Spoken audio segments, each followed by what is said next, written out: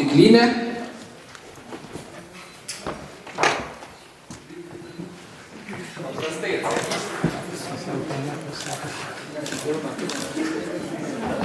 Gerbėmieji, kiek čia yra vandens?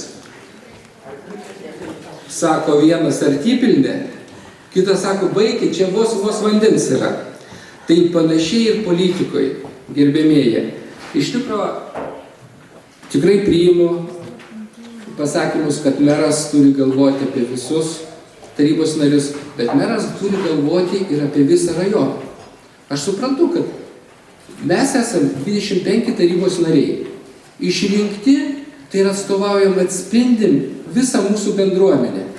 Vieni pasitikė Regimantu kaip vilku patyrusi, nes jis tiek metų už jį balsuoja.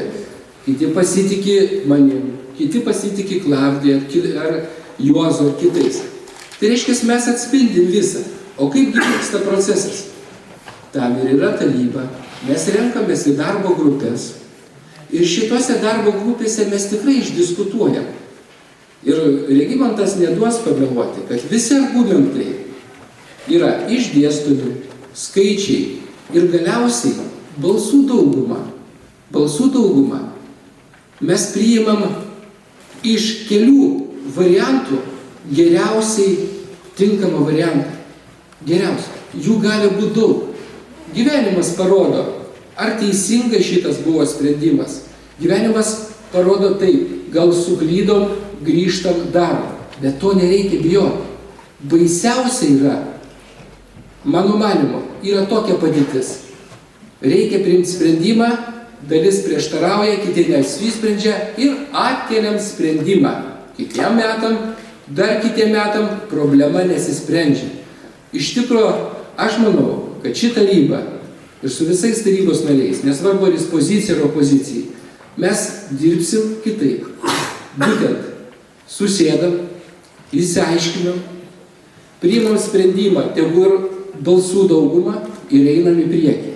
Nes kito kelio aš nematau. Daug čia Regimantas tikrai išminėjo tų dalykų, jeigu mes šiandien tokioje auditorijai pradėtume diskutuoti faktais, mes čia nebaigtume visą savaitę. Nes dirbant darbo grupėje, kurią susirenka ten 10 žmonių, pateikimi faktai ir tai reikia kelių valandų vienu klausimu. Reikia gerai įsigilinti, žinoti. Tai aš visat ko prašyčiau. Iš tikrųjų, spręskim problemas, bet gerbiami kolegos, nedramatizuokim ten, kur nėra, iš tikrųjų. Negazdinkim žmonių.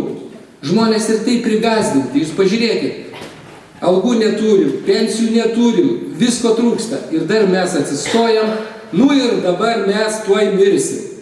Jūs pažiūrėkit filmą. Pažiūrėkit, ką šneka žmonės žiūrėdami Ukmergę iš šono. Ar mes čia mirštam? Nieko panašaus. Iš tikrųjų, mes turim sričių, kurie kiti rajonai mūsų lygiuojasi. Ir šitą padarė ne šitą, nebūtinai šitą valdanti dauguma. Šitą padarė ir tie, kurie dabar yra vadinasi opozicijai, bet jie irgi daug įdėjo, kad Ukmergė tokia būtų. Tai aš sakau, nepradėkim skirstyti mano tavo, pradėkim sakyti mūsų. Ir eikim į priekį. Tik tiek norėčiau atsakyti Regimantą.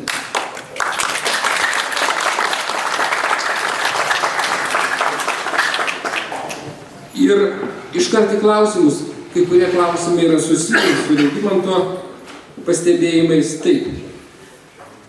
Žmonės klausia, kada realiai mažinsite valdininkų armiją savivaldybėje? Bent 10%, kaip Panevėžy, Kaune ir ar toliau tik diskutuosite?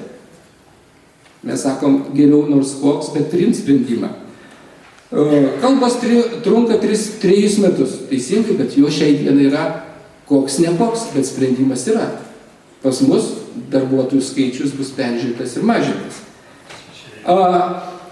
Kokią apimtį mes turėtume mažintis?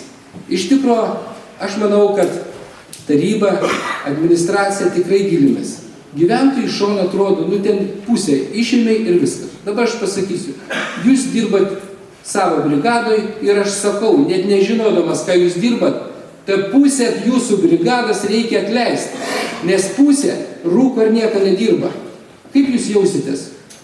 Oi, sakys, jisgi nežino, ką aš dirbu, jis gyvenime su kastuvu nedirbęs, ką jin man aiškina.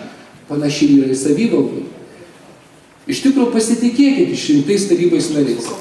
Mes žinom, kokias užduotis, mes žinom, kaip tai daryti. Ir yra Respublikos tendencijos. Taip sakom, darbuotojų skaičius didelis, bet mes turim pritraukti ir išlaikyti geriausius darbuotojus, juos motyvuoti. Tai reiškia, mes turim pagalvoti ir apie algas. Jeigu mes tik raunam jam darbą ir jis iš to reiškia, kaip nėra motyvuotas, ką jis pasakys, ačiū. Taip mes daugybę turim, kurie norėtų ateiti, dirbti į savivaldą, bet kompetencijos lygis yra kai kur specifinis. Nesakau, kad mums nereikia, bet ir mes planuojam atsinaujinti, atvesti jaunų žmonių. Gerai. Ir klausimas.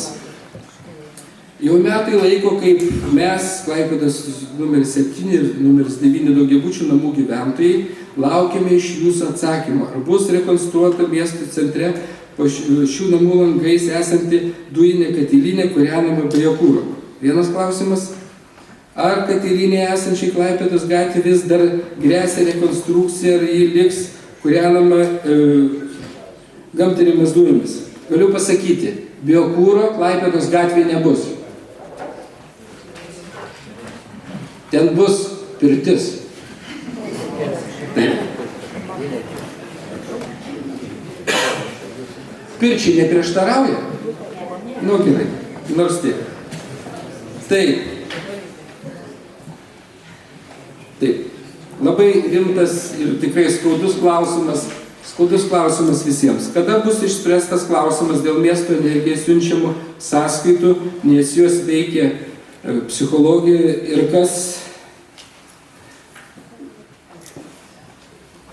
kas neapsikentęs spaudimo ima ir apsimoka. Gerbėmieji, taip, turim tokią situaciją. Priėmė sprendimą, kad nutraukiam sutartį, turime ir eiti tą kelią ir toliau, kaip sakant, tęsti savo politiką ir stengtis, kad išeiti iš šios situacijos tikrai kiek galima garbingai. Yra viena. Antra, žinom, kad nesąžiningas ir tikrai nesąžiningai elgiantis buvęs operatorius tiesiog tyčiasi iš žmonių. Darom visas pastangas, kad nuo šio mėnesio sąskaitų nebegautumėt. Kaip mums pavyks, nepažadu, bet tikrai tikiuosi, kad tai bus lūžis nuo šio mėnesio.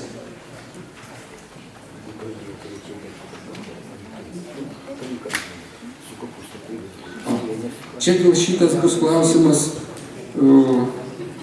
galės padėti atsakyti, matau, miestų seniūnė, kodėl neišvežame medžių,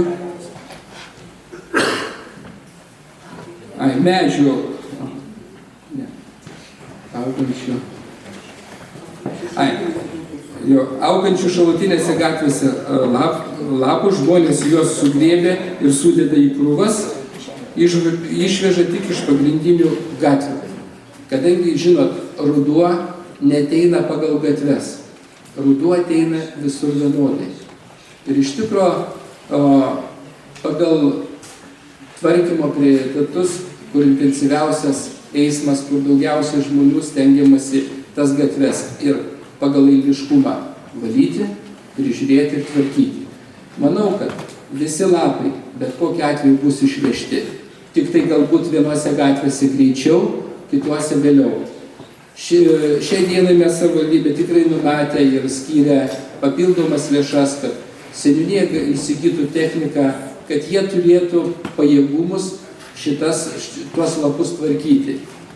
Aišku, mes galėtume pasamdyti operatorių, sumokėti krūvą pinigų ir išspręsti problemą greitai.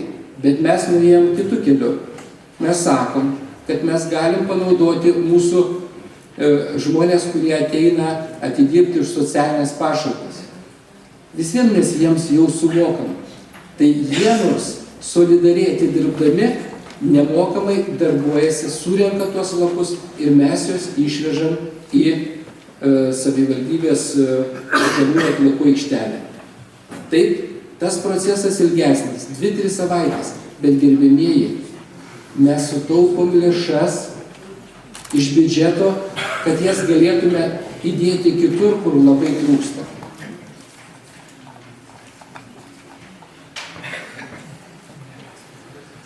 O čia apie milijonus vėliau.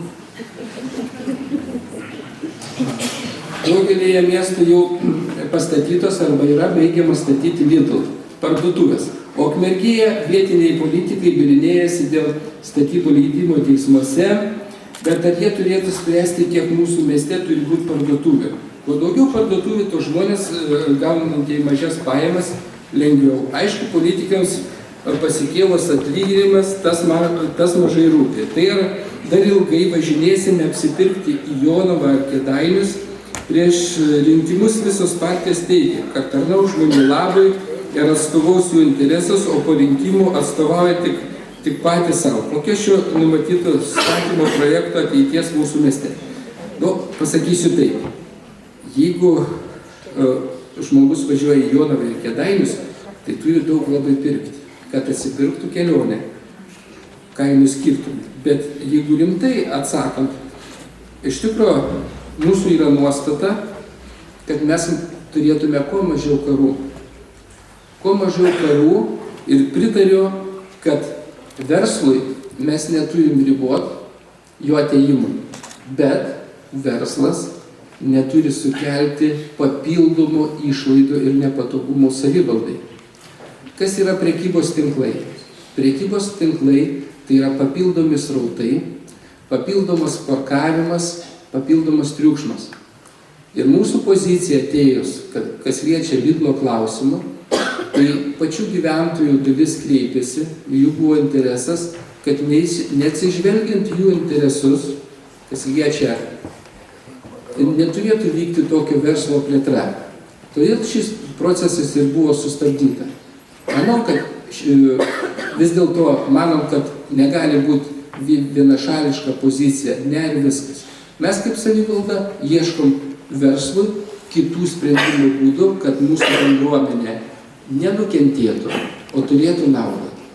Aš manau, kad Lidlas ateis į Ukmergę, bet kol to nėra, aš nenorėčiau apie tai sakyti anksčiau, kad nedaug dievė nesigaus. Bet šią kryptį mes dirbam ir manau, kad dirbant, tai ir verslas bus patenkintas ir tikrai nereiks į Jonavą ir Kėdainius važiuoti, galės rasti čia žemesnių kainų.